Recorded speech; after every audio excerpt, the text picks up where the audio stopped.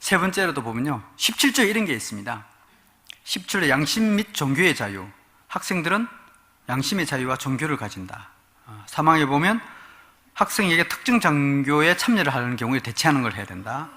9조에 보면 차별받지 않는 권리 해가지고 종교를 나오게, 이렇게 차별받지 않는 권리 해가지고 종교를 통해서 차별받지 않는 이런 내용이 되어 있습니다. 그러다 보면 우리는 지금 무종교의 개념이 들어와 있어요.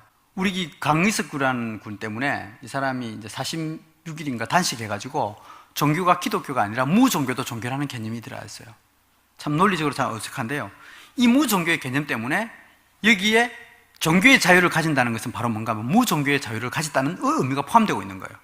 아까 있는 예배를 거부하는 것도 바로 여기에서 비롯되는 것을 알 수가 있습니다. 그러다 보니까 어떤 현상이 발생하느냐면 어린이집 교사가요, 식사 시간에 종교를 시키면 이것은 훈육이 아니라 뭐요?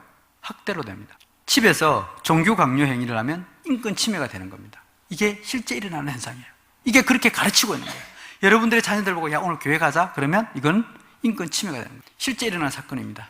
작년에요, 서울시 같은 경우는 학생인권조례가 통과되면서 이런까지 있습니다. 교육부에서 교육청 지침을 통해서 보호자가 종교를 강요하면 아동학대가 된다.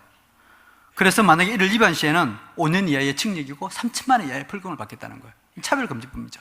여러분들이 여러분 자녀들한테 교회 가자 그러면 학생인권조례가 통과되거나 하면 이런 현상이 발생하는 겁니다. 이런 말도 안 되는 소리가 학생인권조례, 학생들의 인권이라는 명목으로 지금 들어오고 있는 실정입니다. 18조에 보면 의사표현의 자유가 있습니다. 자신의 생각을 표현하고 그 의견을 존중받을 권리를 가진다, 이렇게 묘사를 하고 있습니다. 그러다 보니까 어떤 현상이 발생하는 거면 지금 서울에 가면 10대를 위한 빨간 책이라는 게 있습니다. 지난주에 우리 일부 좀 이야기를 든 걸 알고 있는데 그 책이 어떤가 하면 이 책입니다.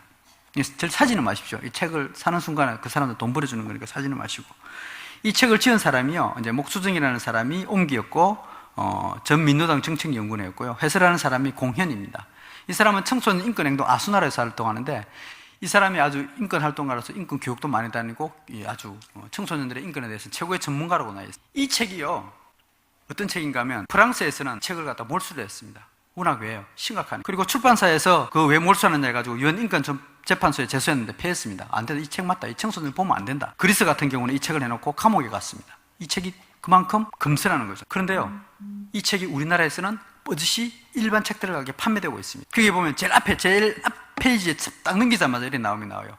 권위주의고 일방적인 주입식 교육에 그대로 따르지 말고 학생들이 스스로의 힘을 조직해 저항하라는 것이 핵심 메시지다.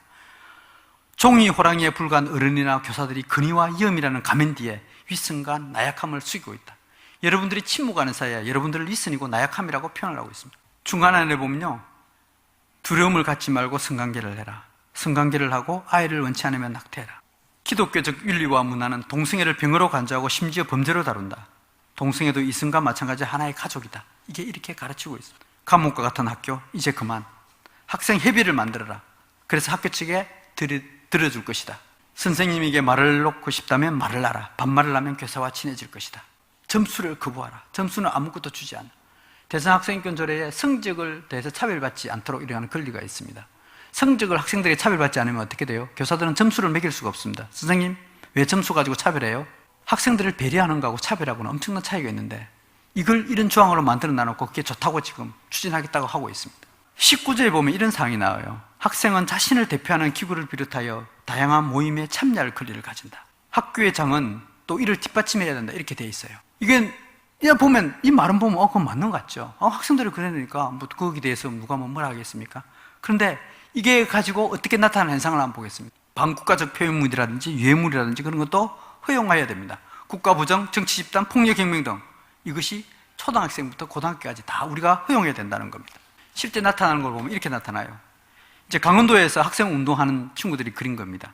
전국 학생 노동조합을 만들어서 중고등학생들을 폭력혁명으로 만들겠다는 겁니다. 전국 학생 운동연맹도 만들고요, 전국 학생 단체 총연맹을 만들어서 우리가 사회적 이역적인 존재로 가야 된다, 이렇게 주장하고 있는 겁니다. 이게 학생 인권단체들이 주장하는 내용입니다. 그러다 보니까 실제 그네들이 강화문에 나가서 청소년의 정치적 권리를 선언한다, 이렇게 주장하고 있습니다. 실제 나타난 현상을 볼까요? 그네들은 국기에 대해서는 부정합니다. 왜요? 국가는 우리를 통제하고 우리를 제한하고 자기들의 권리를 침해하는 집단으로 보기 때문에 그렇습니다. 그래서 국기에 대한 맹세와 경례를 폐지하는 기사를 얘기하는데요, 뒤에 보면 여러분들 보시면 태극기하고 뭐요? 일장기하고 같이 있습니다. 이건 6.1 성천기라고 그래가지고 일본이 제국주의에 있는 그게 상징이죠. 우리나라 태극기는 그거하고 같다고 보는 거죠. 14년 2월 달에요. 서울 인권조례 공청회 현장입니다. 이제 어른들은 일어나서 애국가를 부르자 해가지고 애국가를 부르는데 학생들은 보십시오. 딴청 부리고 앉아있고 아예 자기하고 상관없다는 식으로 부정하는 거예요. 국기에 대한 경례 안 합니다. 다른 사람들은 국기에 대한 경례를 하면 이 사람들은 딴청 부리고 어청 부리고 국기는 자기한테 상관없는 아예 거부하는 거죠. 그네들이 인권을 가르칠 때 왜 이런 현상이 발생하는가 하면 또요. 교칙에 순응하고 지시에 따르는 것을 부정적이고 수동적인 사람을 본다는 겁니다. 교사에게 순종하는 사람을 심지어 어디까지 표현했는가 하면 흑인 노예의 맹종으로까지 표현했습니다. 우리의 머리카락도 우리의 권리도 함부로 자르지 마. 두 발의 통제를 국가의 간섭으로 보는 겁니다. 제가 교육 내용을 직접 들어봤어요. 야, 너희들 머리 깎아. 그러면 그 머리 깎는 거 왜 안 깎아야 되는 줄 알아? 그 머리 깎으라는 지시하는 선생님이 누구야? 그 선생님을 지배하는 사람이 누구지? 교장 선생님. 교장 선생님을 지배하는 사람은 누구?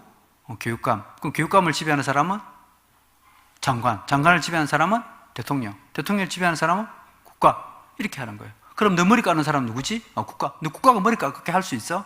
얘네들이 놀린 거예요. 그러니까 두 발의 통제를 뭐예요? 국가의 간섭으로 보는 거죠. 애들이 머리 깎는 그게 국가의 간섭입니까?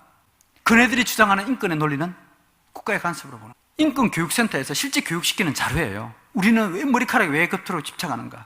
머리카락을 굴종, 체념, 부끄러움, 억울함의 상징으로 보는 거죠.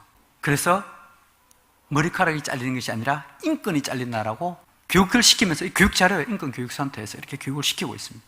작년 12월 5일 날 대한민국을 한번 휘뜨는 사건이 있었습니다. 총걸기가 일어났습니다. 학생들이 거기에 트위스트나 페이스북을 통해서 서로 선동을 해가지고 학생들이 많이 참석했습니다. 그에 보면 이제 국정교과서 문제가 당시 그때 많이 나왔는데 그거 돼 있죠. 역사 교과서를 뭐 대통령 위인전이라고까지 했고 뭐 이렇게 됐던 거 있었는데요.